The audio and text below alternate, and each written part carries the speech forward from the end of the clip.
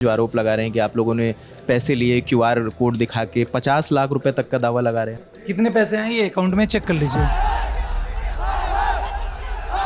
जो लोग आवाज़ उठा रहे हैं इन लोगों ने भी दिया है क्या पैसा? तो जब सारे शिक्षक एक साथ थे तो ये एकदम से कल रात तक वो धड़ा बिल्कुल टूट गया। सबसे पहले मैं किसी भी टीचर के पास जाने से पहले मैंने नीतू मैम के ऑफिस के पास गया हूँ। कल कोई मीटिंग हो रही थी, उस मीटिंग में सारे टीचर आए थे, लगभग 50 से 60 टीचर आए थे। ये परमिशन 5 बजे तक है, इसकी जानकारी इन टीचरों को थी जो लोग आरोप लगा रहे हैं। जी,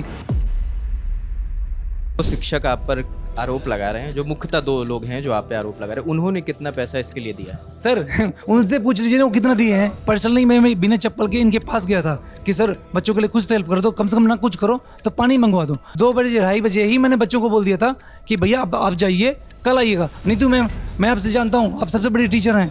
आपने मेरी जो वो इंटरव्यू की फ़ोटो है आपने पब्लिक में कर दिया है। क्या ये सही बात है? विदाउट कंसेंट आप मेरी फ़ोटो को यूज़ कर सकते हैं? उन्होंने एक बात बोली थी कि आज संडे है, आज मुझे अपने फैमिली के साथ टाइम स्पेंड करना है।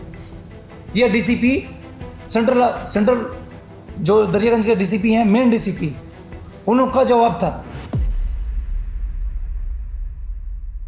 हमारी परमिशन में आपने कॉल कर दी कि सारे स्टूडेंट पूरे इंडिया से आ जाए, लेकिन उनकी व्यवस्था के लिए हेल्प एक भी टीचर नहीं की। तो बोथ साइड से जो है रॉन्ग हमारे साथ हुआ है। टीचर भी हमारे साथ खूब रॉन्ग किए हैं, पुलिस वालों ने तो रॉन्ग किया ही है। सर मैं जवाब चाहता हूँ मीडिया के तरफ से कि डीसीपी सर ने ऐसा हमारे साथ क्यों किया? क्या वो थोड़ी देर के लिए या थोड़ी सी व्यवस्था में हमारी हेल्प नहीं कर सकते थे?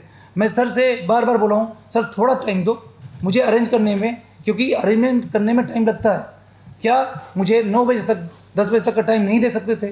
क्या 9 बजे 10 बजे इतनी रात हो जाती कि सर परेशान हो जाते हैं?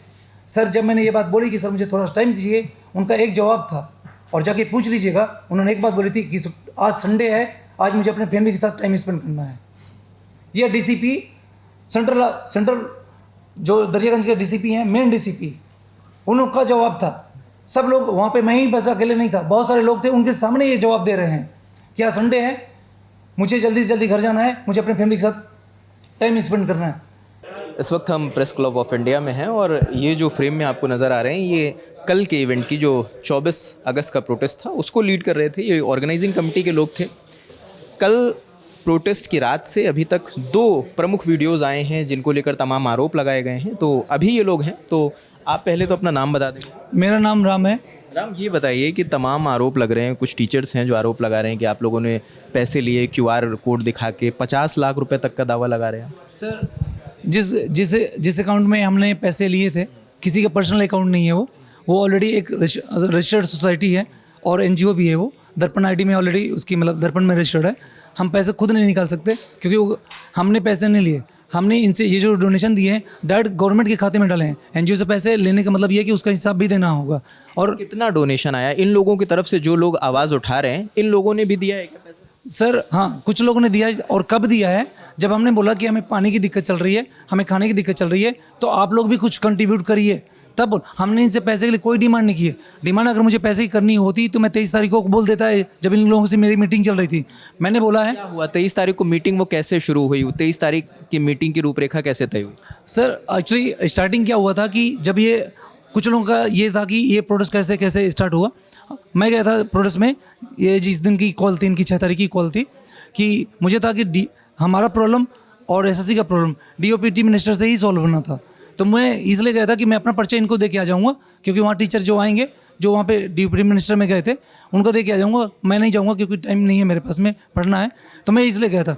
सर वहाँ जब मैं गया तो वहाँ बच्चे 100 बच्चे के आसपास इकट्ठे हुए थे। जंतर मंतर में? जी, जंतर मंतर में जब इकट्ठे हुए तो मैंने पूछा कि कौन सर हैं जिनको हम उनसे बात करनी चाहिए।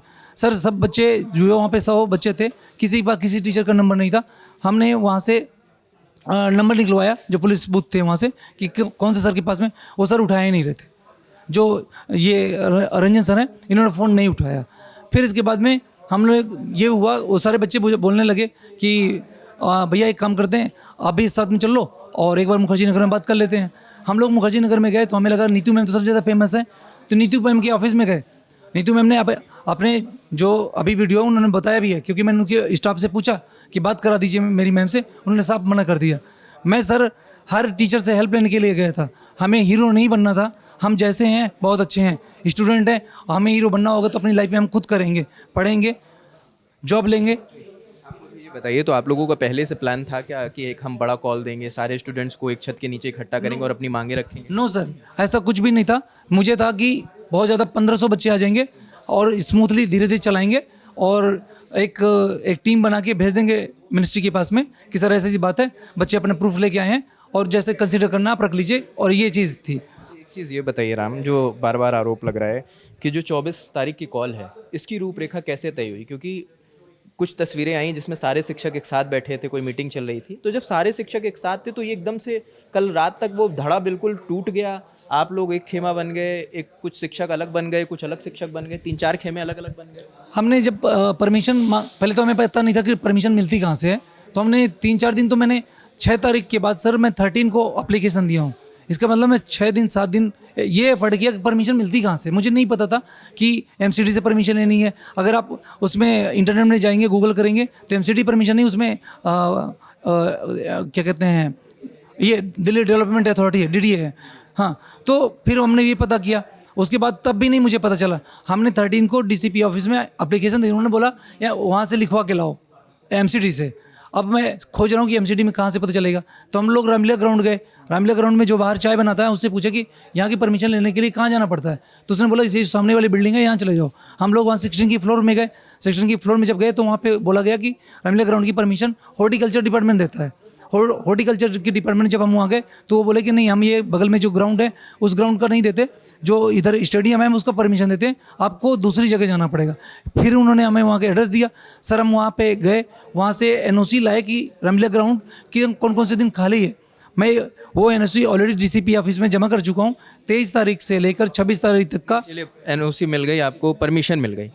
ये टीचर तो सब साथ थे ना इस प्रोटेस्ट में, या अलग अलग थे, या सबके अलग अलग विचार थे? मैं बता देता हूँ, हमारी किसी टीचर से कोई बात नहीं हुई थी प्रोटेस्ट करने के लिए, क्योंकि कोई टीचर मिल ही नहीं रहा था। हाँ, एक ये जो रंजन सर थे ये बोल दिए थे कि बेटा जो जरूरत पड़े मेरे से हेल्प ले लेना, क्योंकि मैं बच्चों के लिए खड़ा हूँ।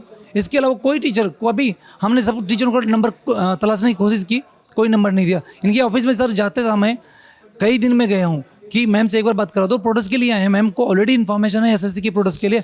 सर इनका स्टाफ 1 मिनट के लिए नहीं बात करवाई मेरी।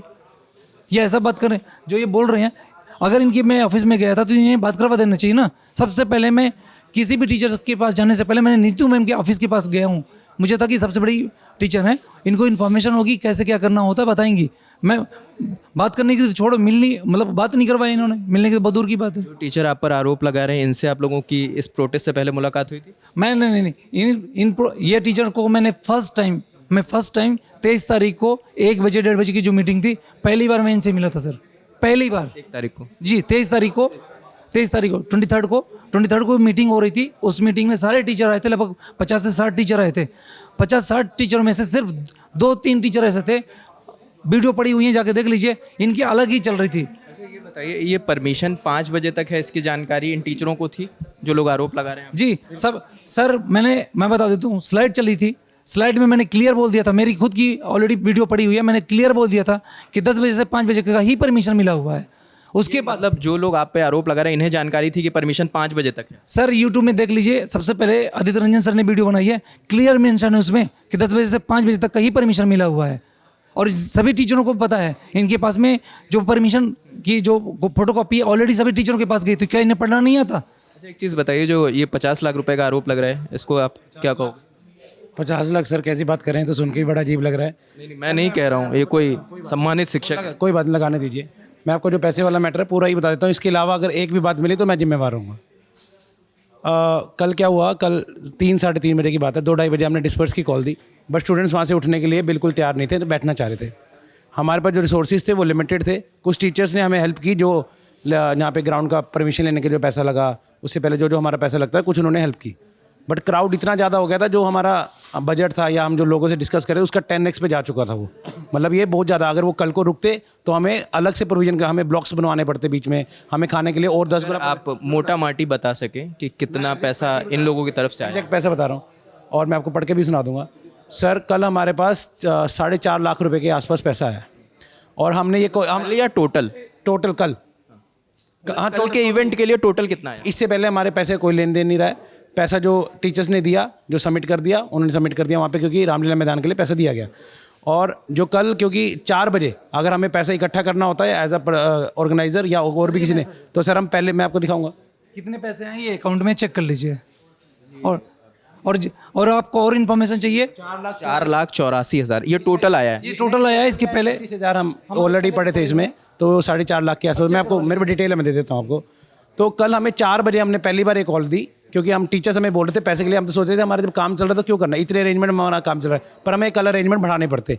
इसलिए एक कॉल दी गई कि जो टीचर्स हैं वो अगर कुछ अपना सहयोग दें तो कल वाला हम अच्छे से करो, क्योंकि कल पंखा नहीं था, लाइट नहीं थी, बैठने के लिए थी, दरिया थोड़ी अच्छी नहीं थी, अगर इतने क्राउड के लिए, तो हमने कॉल दिया जाए। तो उन्होंने जिस शिक्षक ने हमें दिया, आप बोले तो मैं प्रॉपर लिस्ट बता दूंगा आपको। ये मैं आप करता हूँ ना, ये बैंक की स्टेटमेंट है, चेक कर लीजिए कितना पैसा आया हमारे पास में। हमारा पता चल सकता है किसने कितना दिया है? जी, किसने कितना दिया नंबर के साथ आया हुआ है, किसका सेविंग अकाउंट है या करंट अकाउंट है, पूरा डेट के साथ, टाइम के साथ आया, किसने किस टाइम में दिया है। सर बैंक में लिए हैं हमने, कैश नहीं लिए हैं, और हमने कोई ब्लैक मनी नहीं अरेंज किया कि हम पैसे वाले बन गए, अकाउंट में लिए हैं, जाके चेक करवा लीजिए। और रही बात इनके पैसे की, सर हमने इनके पैसे एक भी खर्चा नहीं किए। अगर इनको उन बच्चों की हेल्प के लिए नहीं पैसे देने आए, अभी क्लेम कर दें, ऑटोमेटिक वहीं से कैंसिल हो जाएगा, पैसे इनके अकाउंट में चला जाएगा। हमारे पास नहीं है, मेरा पर्सनल अकाउंट नहीं है सर, ये ऑलरेडी कई बच्चों के नाम पे रजिस्टर्ड है एनजीओ, उस पर ना जो है आया है पैसा। जो शिक्षक आप पर आरोप लगा रहे हैं, जो मुख्यतः 2 लोग हैं जो आप पे आरोप लगा रहे हैं, उन्होंने कितना पैसा इसके लिए दिया है? सर उनसे पूछ लीजिए ना वो कितना दिए हैं। ये देखिए मेरे सामने है, जो मुख्य तौर पे जो आरोप लगाए, इनकी तरफ से एक चमन्नी नहीं आए, क्योंकि ये चाहते थे कि इस तरह की प्रोटेस्ट हो ही ना, बच्चे आए ही ना, बच्चे कोई भी अपनी आवाज़ ना उठाएं, सिर्फ यही 2 लीडर बने और यही आगे जाएं, इसलिए खुद से दे। सर ये हमारे पास पूरी ट्रांजैक्शन है, सवेरे ही आज बच्चे से लिखवाई है मैंने प्रॉपरली। मैं नाम पढ़ दूँ सर? ये अशद एजुकेशन करके प्राइवेट लिमिटेड है, इन्होंने 2 लाख रुपए दिया, 50-50 हज़ार की 4 ट्रांजैक्शन थी इनकी। आशुतोष त्रिपाठी जी इन्होंने 10,000 दिया, अक्षय अवस्थी जी उन्होंने 90,000 दिया, रानी सिंह है इन्होंने 51,000 दिया, रितिका वर्मा है 11,000 दिया, अजय प्रताप सिंह जी 11,000 दिया, और एक अंकित कुमार जी उन्होंने 1,11,000। ये टोटल ट्रांजैक्शन है, जो इतना ही पैसा आया है। इतना ही पैसा आया है। सर से मैम से मैंने इतनी रिक्वेस्ट की थी पर्सनली, मैं बिना चप्पल के इनके पास गया था कि सर बच्चों के लिए कुछ तो हेल्प कर दो, कम से कम ना कुछ करो तो पानी मंगवा दो।